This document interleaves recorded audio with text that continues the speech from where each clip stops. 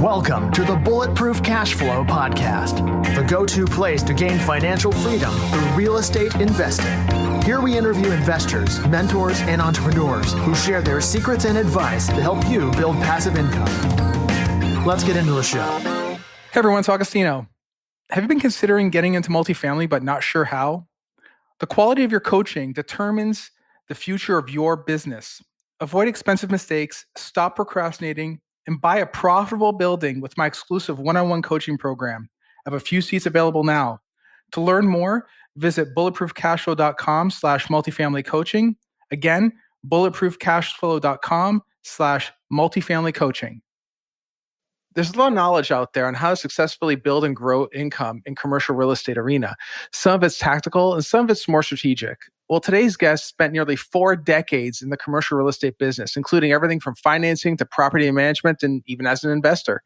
Needless to say, he knows the real estate game very well. In 2003, he founded Marshall Commercial Funding, a commercial mortgage brokerage firm that helps clients secure the best possible financing for their rental properties. He's also the author of Mastering the Art of Commercial Real Estate Investing, where he covers how any investor can successfully build wealth, grow passive income from rental properties. With all that, I'd like to welcome Doug Marshall to the show. Hey, Doug, thanks for coming on, man. Well, Agostino, it's a pleasure being on your podcast. Thank you so much. Well, before we go on, if you like what Doug has to say, you can reach him via his website at marshallcf.com. And of course, if you like our content, please don't forget to leave a comment and rate the show. All right, Doug, go ahead and tell listeners about how you got your start. I got my start back in 1980, and I started working with a developer at that time, worked for him for 7 years, first off as a financial analyst and then on the property management side. But since 1987, I've been exclusively on the financing side of commercial real estate. And in 2003, as you said, I started my own business, Marshall Commercial Funding. And I've now been an investor in commercial real estate for about 12 years. Over that period of time, I have invested in 11 properties, most of them apartments. And I currently own several rental properties, about 7 properties that are valued at about $50 million with a group of other investors. So I'm one of several investors in that investment pool. Excellent. So that's my real estate experience. And as you said, I wrote the book, Mastering the Art of Commercial Real Estate Investing, after people said, you got a lot of knowledge. Why don't you tell us about, put it in a book? And so that's what I've done. Excellent. So while you've been doing this for over these 35 years, I mean, what are some of the most important lessons that you've picked up along the way? Well, I think that the lessons that I've learned are really from my successful real estate investors. And I've observed that most highly successful real estate investors, they have 5 habits that are in common with one another. First of all, they have a simple set of guidelines for making their decisions about purchasing a property. And a lot of times people think that the decision-making process is very detailed. And they really only have they generally have 3 or 4 things that they look at. And a lot of it's gut feel. And that's the reason why I call the book Mastering the Art of Commercial Real Estate Investing. A lot of people think it's all about crunching the numbers. And reality is that it's more of an art than it is a science. And these people know that. And so they just focus on some very basic things, kind of almost off the back of a napkin in many ways. And I mean, they've been doing it for years and they feel very comfortable with it. So the first thing I've noticed about my highly successful real estate investors is that they have a real simple set of guidelines. And secondly, kind of going along with that, is they have a big picture approach, kind of a 30,000-foot view of the properties that they invest in. They don't get caught up in the minutia, the detail of the deal. And I've had many investors that have been just the opposite, where they want to get more and more and more information, and they can never get enough information. And all it does is just bog them down with details. And they can't see whether or not the property is a good one or not because they don't have that intuitive feel. This is not what most successful real estate investors do. The other 3, which quickly are, they listen to a core group of advisors, usually 2 or 3 people that they rely on for counsel. and they regularly monitor their investments. They believe in the saying, you get what you inspect, not what you expect. And then finally, even though I have many of these investors in their 70s or 80s, they are always seeking out new opportunities to invest in. They continually keep their eyes open, even though they're wealthy beyond anything I'll ever see, that's for sure. It isn't about the money. It's just about they have a passion for investing. And it becomes readily apparent that that's what they like to do. So those are the 5 things that I've seen that successful real estate investors have in common. It's funny because some of the things that I picked up from my single family days was, as soon as I walk on a property, if it doesn't feel good, like the numbers could work fine. If it just doesn't feel good, I walk away. I don't care how nice the property is, how well the numbers look. There's something about it that I don't like it, because I put myself in the shoes of the actual tenant. The same thing happens with my big multifamily deals that I buy. I do the same thing. How does it make me feel? Would I want to rent in a place like this? Yeah. It's one of those things that goes beyond just the numbers. So the thing was what you said, the big picture approach. It's when you're looking at that property and you roll up to it, how does it make you feel about it? Like, at this point, you don't really need to have 12 years of T12s. No. It doesn't matter anymore, right? No, it doesn't. That's right. So now, as far as the current economic cycle is concerned, you've been through a handful of them. We talked in the green room a little bit about that. How do you feel, or where do you feel we are with the current economic cycle today? Well, that's a good question. And I'm the guy that believes that the glass is half full. I've been predicting a downturn in the market for a long time. And I've been wrong for a long time. I mean, like the last 3 or 4 or 5 years. And so I'm a little bit hesitant to tell you my thinking, just because I know my personality bent. But I will say that in the Pacific Northwest, I believe the market peaked about 2 years ago.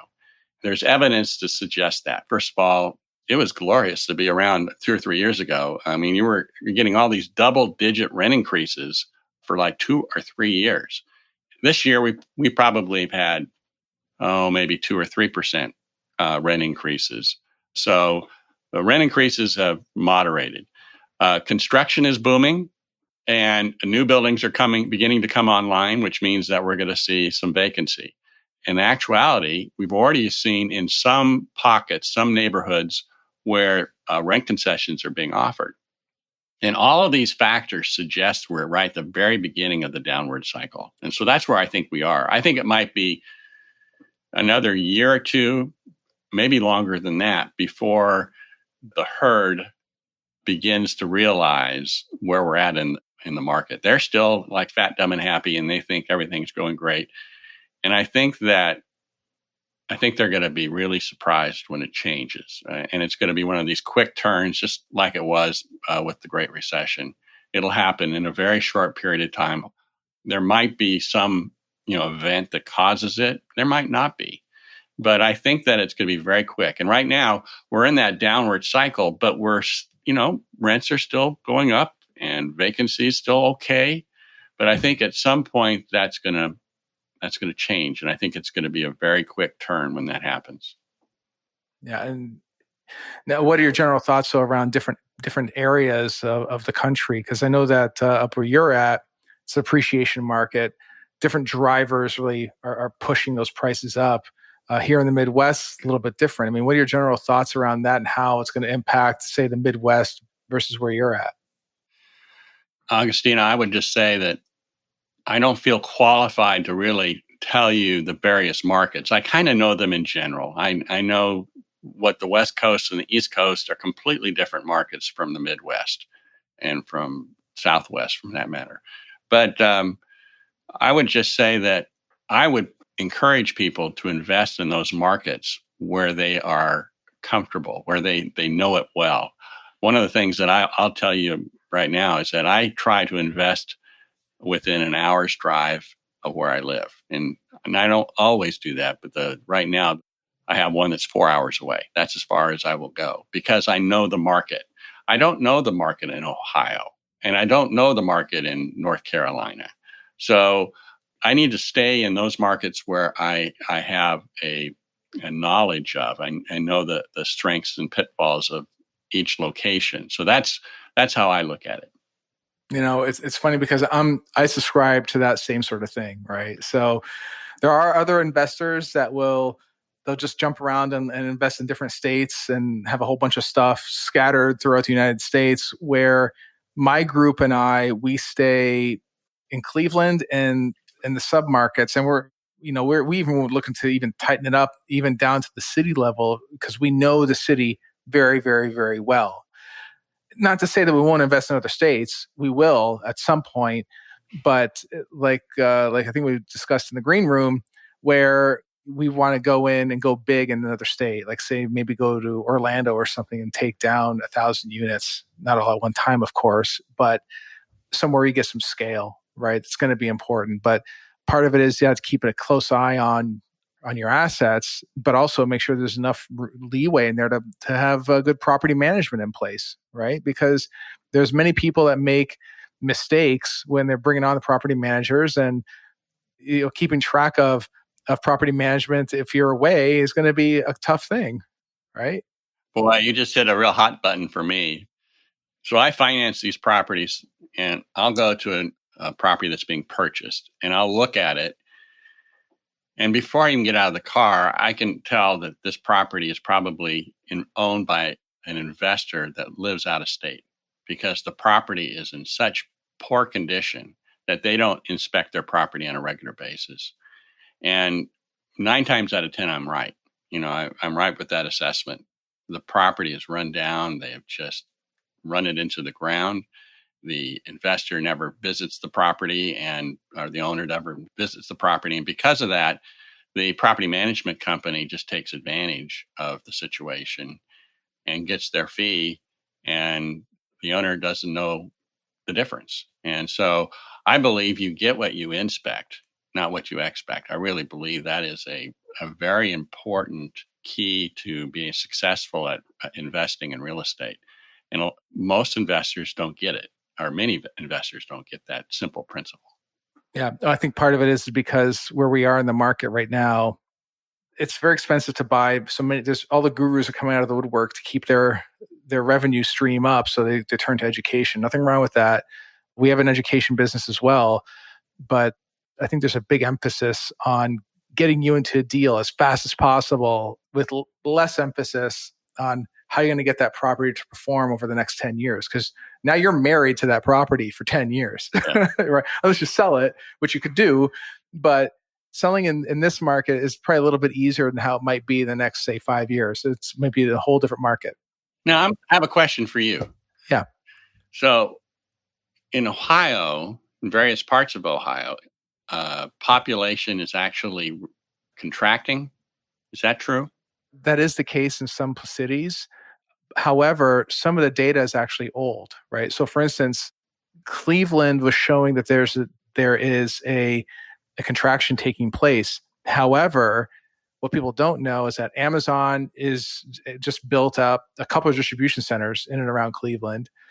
That's not anywhere right now. They're not even open yet. Headquarters are moving down to different parts of the city, downtown Cleveland as well. Again, no one really knows about that either. There's a lot that's happening in Cleveland right now that's driving more population. If you were to go to downtown Cleveland at this very moment today, you would actually see a lot of activity, a lot of building. There's a lot of stuff going on down there. All this money's flying in from out of the country, out of the state. Okay, so let me have a follow-up question. I'm going to interview you. So I'm just curious, because I've had people that I know that have invested in Ohio, and it was like a few years ago, and they were getting these at $15 a door, $20,000 a door, and they had a lot of need for capital improvements on these properties. They were run down in poor condition, but they still, even with all the costs involved, they were really good deals. But I was always wondering, what happens if that population continues to decline? What happens to the appreciation on a property? So if you're in a city that's seeing a contracting population, how does that affect your ability, first of all, to sell the property, and then on appreciation? It's funny because this market is not an appreciation market. So if someone's been following the podcast for a while, I actually did a mini recording on this, a multifamily mindset recording on this, where I compare the two, cash flow versus appreciation. Yeah. This is a cash flow market. Yep. If you're into cash flow, you're investing in a place like Ohio, right? If you're into appreciation, to me, that's a gamble. You're investing somewhere in California, New York, Chicago, maybe even Miami at this point, which has shifted. It used to be a cash flow market maybe 15 years ago. Now it's an appreciation market. So what does that mean? That means that an asset that, like you pointed out, was $15,000 2 years ago, that same asset may be $25,000. It took 10 years to get there, right? Or a few years to get there, as opposed to a place like Seattle where it's jumping by $5,000 a month. Yeah. Right. So it's stark contrast. But what it comes down to is just underwriting properly. So what we do is we have targets on our cash on cash returns, our IRR, and all these different models that we have to follow, that we follow as syndicators. And if it doesn't follow it doesn't fit in the mold, we don't buy it. It gets scrapped immediately. We just won't do the deal, right? If it's too high risk, we just won't lock it up, get it under contract, and buy it. We just won't do it. So on that type of asset class, like a C class, for instance, Bs and Cs is where we're primarily playing in today. And yeah, I mean, I think with the last recession back in 2008, the Midwest was basically crushed. So that drove down the cost per door significantly. Yeah. I think at this point, it's fairly normalized. We are seeing some assets some people are asking some crazy amounts of money for them, but they're also not moving either, because the rents won't support it. So what is a crazy amount in Ohio these days? Well, for a C-class property, I mean, you're talking, some people are asking like $55,000 a door, which in your neck of the woods, that's like, yeah, that's right. Yes, that'd be great.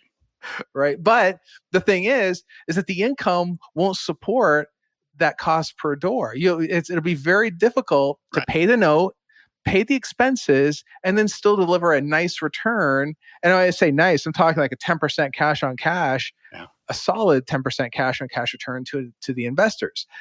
Very, very tough to do, if not impossible, right? Because of where the rent levels are at, right? Here in the Midwest, you could find a nice, decent 1-bedroom for $550 a month. Amazing. But it's a nice, clean property. You would be fine living in a place like that. It'd be great, no problem. Good neighborhood, no issues, right? Compared to a place like Seattle, you're talking what, $1,500 for the same type of property in rent? No, it'd probably be more than that. Yeah. I mean, they're in Portland, where I'm from right now. 1-bedrooms on a C quality property are going between $1,000 and $1,200. I mean, so 2-bedrooms are going up from there. And I'm concerned because there are a lot of working class families that are having a difficult time finding affordable housing. And it's gone up so quickly in the last few years that I really am empathetic towards those families that are having a difficult time finding quality housing at an affordable price. Yeah. And that's the thing, though. In a place like here in Ohio, the rents have gone up, and say over the past several years, $50 to $100. Yeah. So it's not that much, right? No. The range is not nearly how crazy it is out there. So the point is that there are certain remedies to drive occupancy if you had to, but right now the market is still good for the time being, that you can still get decent rents for a nice, clean property per unit, rather, and still have this thing perform very, very well. So it's still out there right now. Yeah, it's a great market here. Okay. Yeah. I'm sorry to move off on topic, but I was just curious as to how Ohio is working these days. Yeah. No problem at all. No problem at all. So, but I know we were talking about property management. Do you have any thoughts on how to pick a good property manager?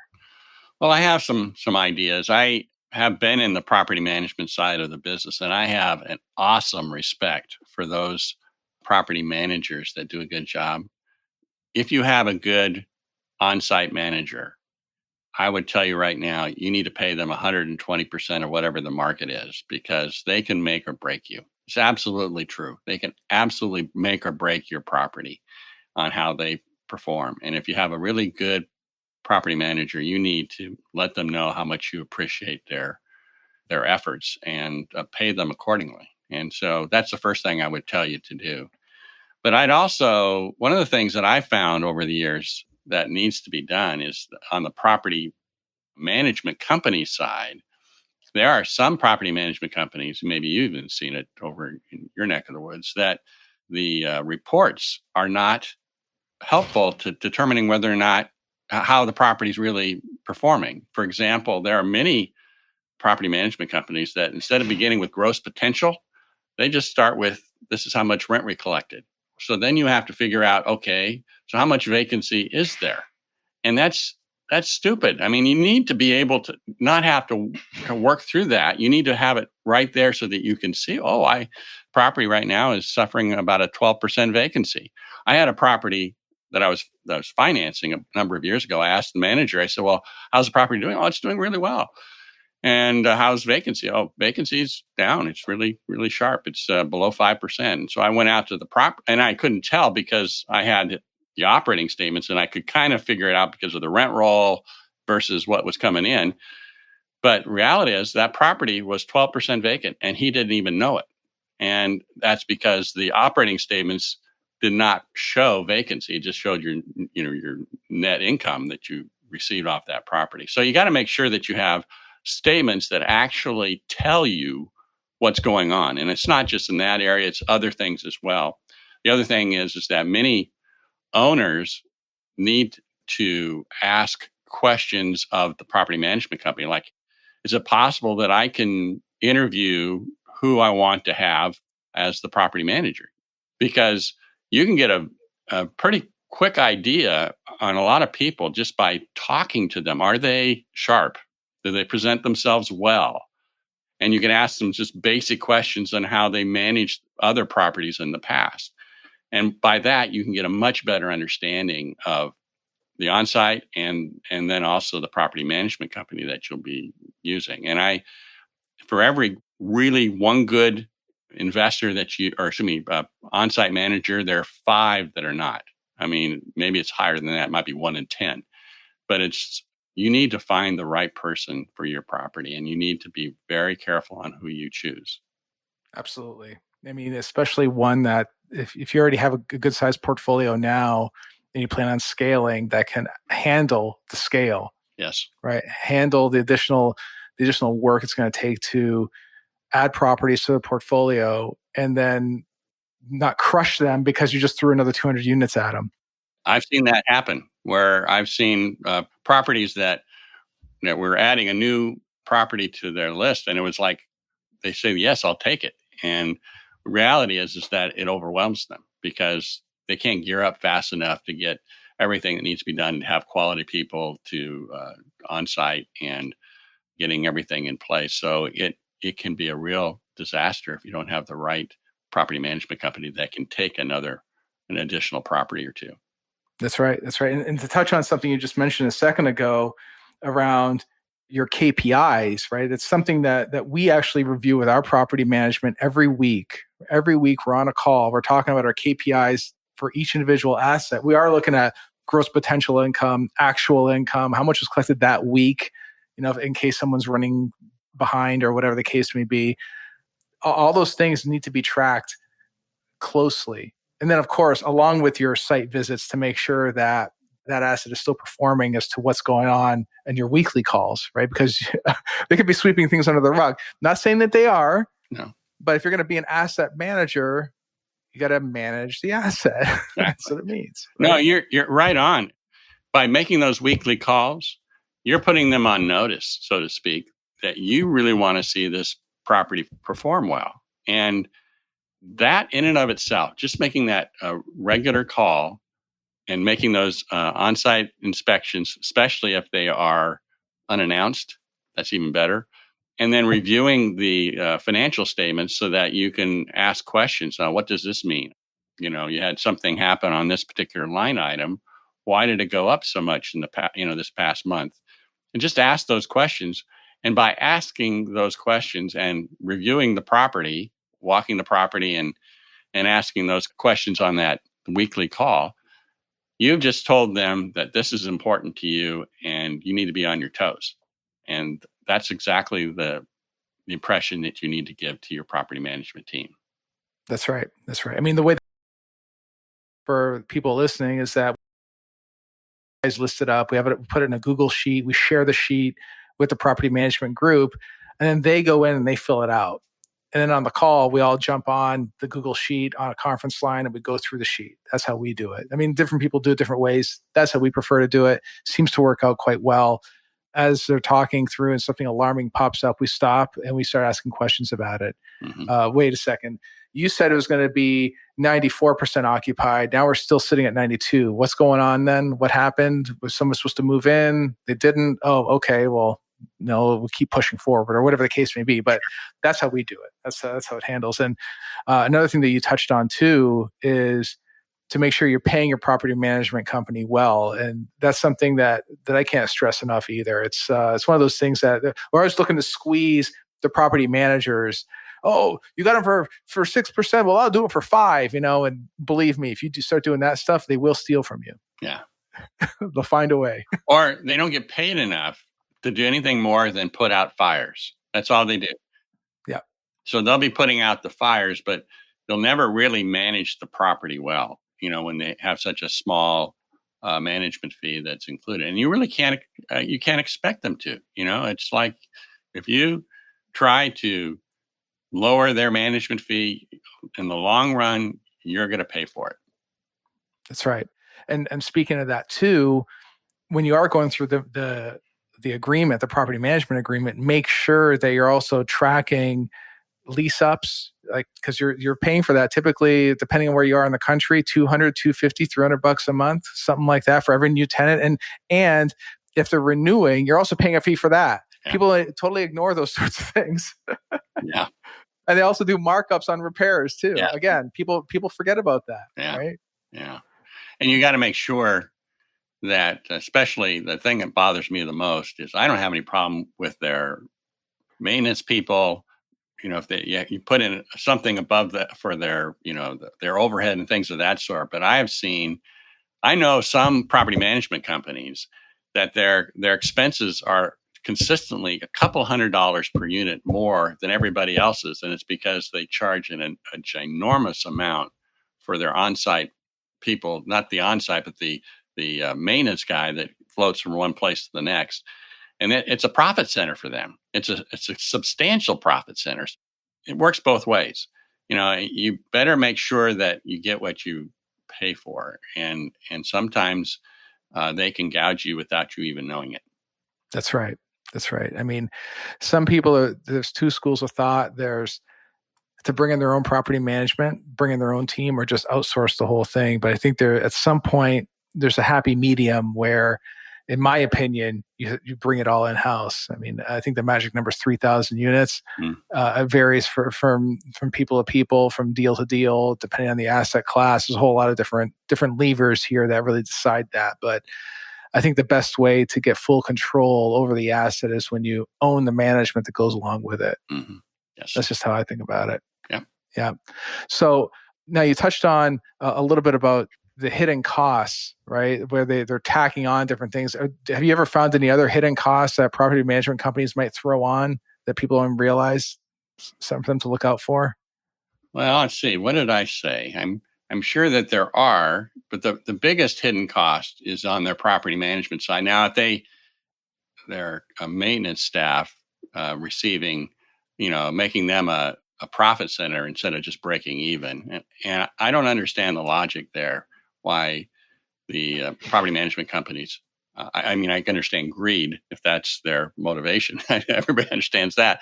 But in the long run, somebody's going to say, look, these expenses are awfully high. So why, and I think you're going to lose people. You lose clients over time because they're going to see how expensive you are in that regard.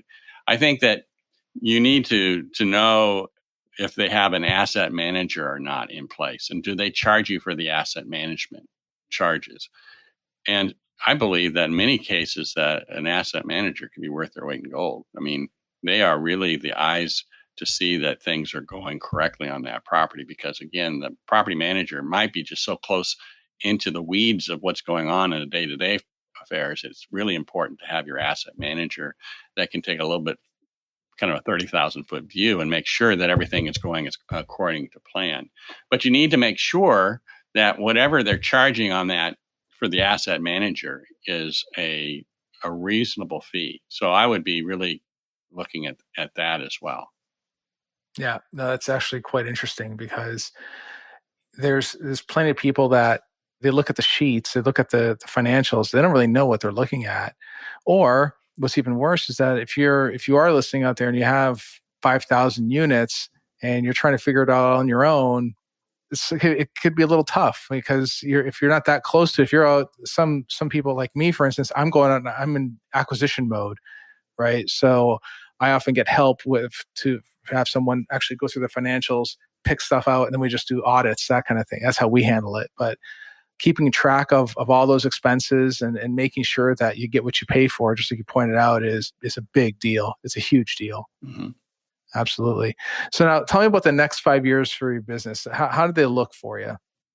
Well, I think that in the next 5 years, we're going to see a downturn. I just think that's inevitable. And because of that, I have been hoarding cash for the last couple of years, and I'll do fine. But if you go through something like the Great Recession, which, you and I did, you understand the need to prepare for the next downturn. And as I said earlier in the podcast, that I'm kind of a glass half empty or type of guy. So I'm always a little bit more conservative on my thinking. So I've prepared in such a way that I think that there will be a downturn coming. And I'm prepared for that, because the nice thing about it is not only do I have some cash set aside, I also have the cash flow from my properties that now are beginning to hum along. And so my need for my business, my financing business to excel is not as important as it once was. It used to be that that's where I got my sole source of income. And now that I have these rental properties, it's nice to be able to rely on the cash flow from those properties. And I think that will even continue going forward, because what I buy is generally B and C quality properties. And so it's going to be the A quality properties that are going to feel it when we have a recession and there's people that are now unemployed. They're going to have to go somewhere, and they're going to go into the B and C quality properties. So I think that I'm okay.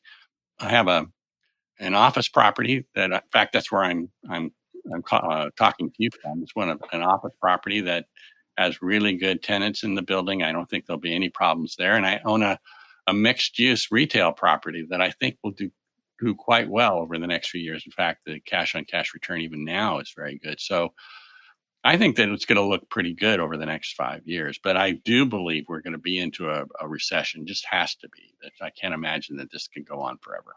Yeah, but I don't think it's going to be nearly as bad as the last one. No, I don't think so either. I think it'll be mild compared to the Great Recession, but it'll be there, and we'll see the impact on the economy.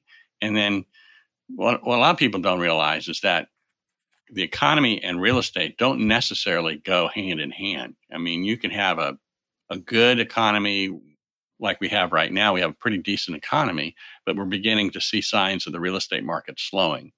And so we could go south on the real estate side in the next, year or two, just because of overbuilding. At least in our market, that could happen.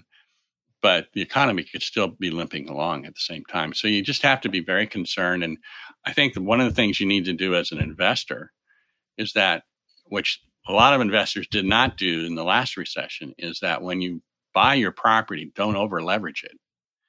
And in fact, when I'm investing in a property these days, I do a break-even analysis. I say, okay, at what loan amount can I break even on my cash flow if the vacancy goes up to where it was at the height of the Great Recession? So for apartments, it probably didn't get higher than 10% in our market.